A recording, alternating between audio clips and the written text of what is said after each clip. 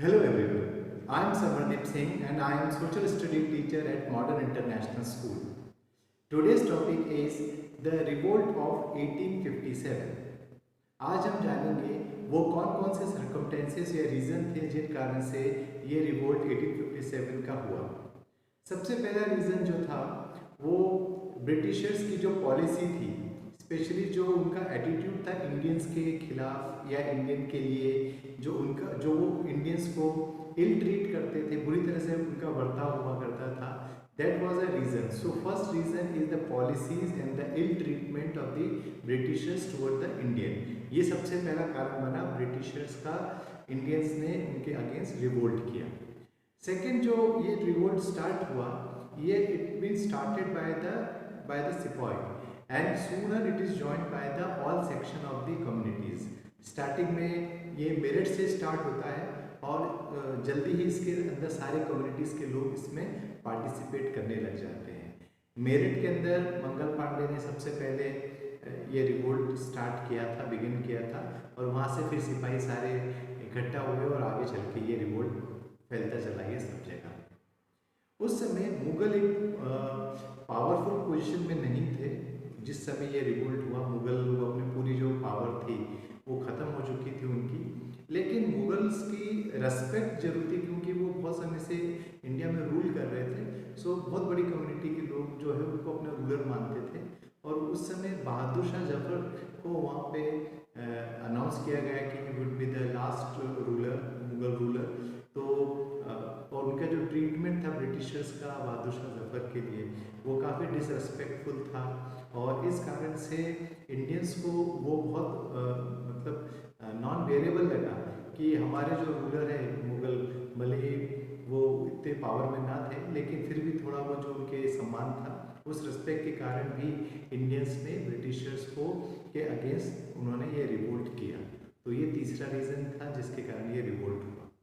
ये जो रिवोल्ट था, इस रिवोल्ट को बहुत ही बुरी तरह से सप्रेस कर दिया गया। ब्रिटिशर्स ने हमें हराया और इसको हराने के पीछे बहुत सारे रीजंस थे जिस कारण से हम लोग हारे, वो मैं आपको आगे चल के बताऊँगा। तो सबसे पहले ब्रिटिशर्स ने हमें दिल्ली कैप्चर करी सितंबर 1857 में। उन्होंने इसी दौरान जब ये रिवोल्ट हुआ, उसी दौरान लड़ते हुए हमारी झांसी में महारानी लक्ष्मीबाई जो है, वो झांसी की रानी, वो शहीद हो गई। इसके साथ तात्या टोपे भी शहीद हुए, कुंवर सिंह जी भी शहीद हो गए। उस समय बड़ा रिवोल्ट चल रहा था, नाना साहिब भी लड़ रहे थे और बेगम हजरत महल भी लड़ रही थी, लेकिन किसी तरह से जब वो हार गए तो वो यहाँ से स्किप कर गए और नेपाल चले गए। तो इस प्रकार से ये जो रिवोल्ट था ये ख़त्म हुआ। और इस रिवोल्ट के ख़त्म होने के और इस जो फेलियर हमको मिला, उसके कुछ रीजंस मैं आपके संग शेयर करूँगा। सबसे पहला है कि ये जो रिवोल्ट था ये केवल नॉर्थ इंडिया के अंदर या थोड़े सेंट्रल इंडिया के कुछ पार्ट्स तक ही था, पूरे अक्रॉस द इंडिया में नहीं था। आपको साउथ में या ईस्ट में या वेस्टर्न में आपको ये रिवोल्ट देखने को मिलेगा। तो इसीलिए आपको इसका पूरा ओवरऑल पूरे इंडिया में ये रिवोल्ट नहीं था। तो पहला रीज़न था it is confined only to the north. अगला था it was not well organise, कोई भी कोऑर्डिनेशन नहीं था। कोई कहाँ लड़ रहा था, कोई किस तारीख को लड़ रहा था, कोई किस जगह लड़ रहा था, तो कोई स्ट्रेटेजी की तरह से कोई वहाँ पे नहीं था। नॉट वेल ऑर्गेनाइज, इस कारण से ये फेल हो गया।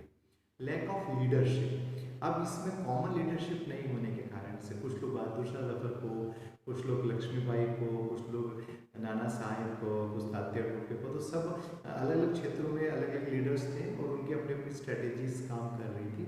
तो इस कारण से लीडरशिप का भी, कॉमन लीडरशिप का भी, जो सिपाही थे उनको पता नहीं था हम किससे इंस्ट्रक्शंस लें, तो ये भी मिसिंग था। अगला है that is the lack of modern arms and ammunition. जो ब्रिटिशर्स के पास तोप और हथियार थे, वो इतने मॉडर्न इक्विपमेंट हमारे इंडियंस के पास नहीं थे। आज भी वो तलवारों से और तीरों से लड़ रहे थे। तो ये भी एक रीज़न है फेलियर का।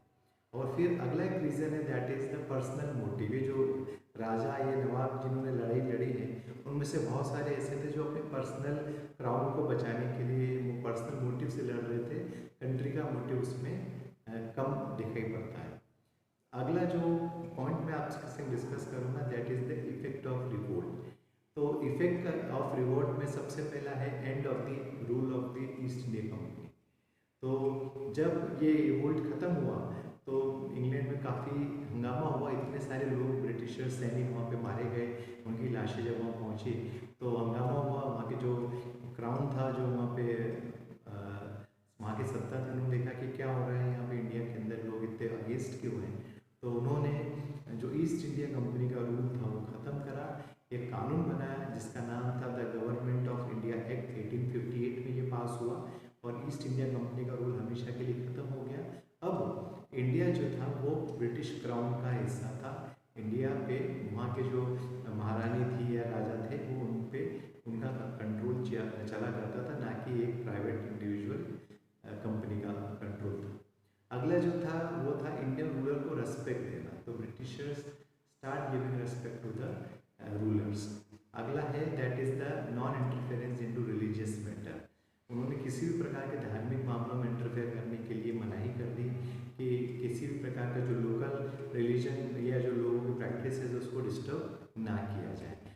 आर्मी में भी चेंजेस किए गए, ज़्यादा ब्रिटिश सैनिक यहाँ पे लगाए गए। पहले साल काफ़ी कुछ इंडियंस ही थे, लेकिन ब्रिटिशर्स के नंबर्स को बढ़ाया गया। और ये जो रिवोल्ट है इसको हमेशा के तौर पे स्ट्रगल अगेंस्ट ब्रिटिश रूल, जो पहला स्ट्रगल इंडिया ने करा था, उसकी तरह पे हमेशा याद किया जाएगा। सफल असफल ये अलग बात है, लेकिन 1857 was the first attempt and the first mark of the struggle against the British. I hope कि आपको ये वीडियो पसंद आया होगा। प्लीज़ हमारे चैनल को सब्सक्राइब